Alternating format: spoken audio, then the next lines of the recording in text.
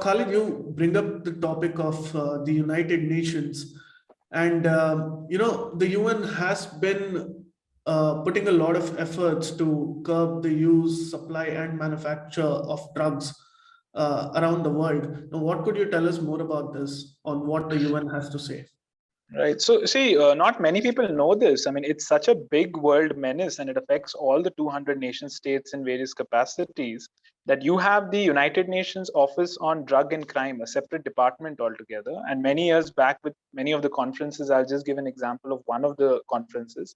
Somewhere in 2007, it had members, it had USA, it had Turkey, Colombia. And you had the spokesperson of the senior most spokesperson of prevention of terrorism. I think the lady was Ayrka Kulesh, and she spoke about how the opium drug trade in Afghanistan is an industry of $3.1 billion, right? Yes. We're talking about 2007, and since then it must have risen at least double. And here is how dangerous it is. And she spoke about how crime syndicates, organized crime syndicates, which are involved in child trafficking, which are involved in prostitution, which are involved in human trafficking, drug trafficking, are linked and interconnected with these global terror organizations, right? And Madrid terror bombings, which happened a decade or two back, such is the confluence between these two that they were not paid in money, they were paid in drugs.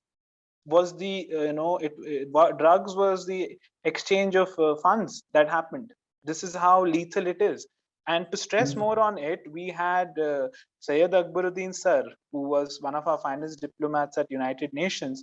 He raised an appeal in 2019 in United Nations, appealing to the United Nations that our neighboring state is harboring those very elements who have now direct links, and they are inseparable from terror elements, and they're using all this drug money for terror attacks. And and he said, I quote him, that in an interconnected world, the menace of these two syndicates is inseparable now.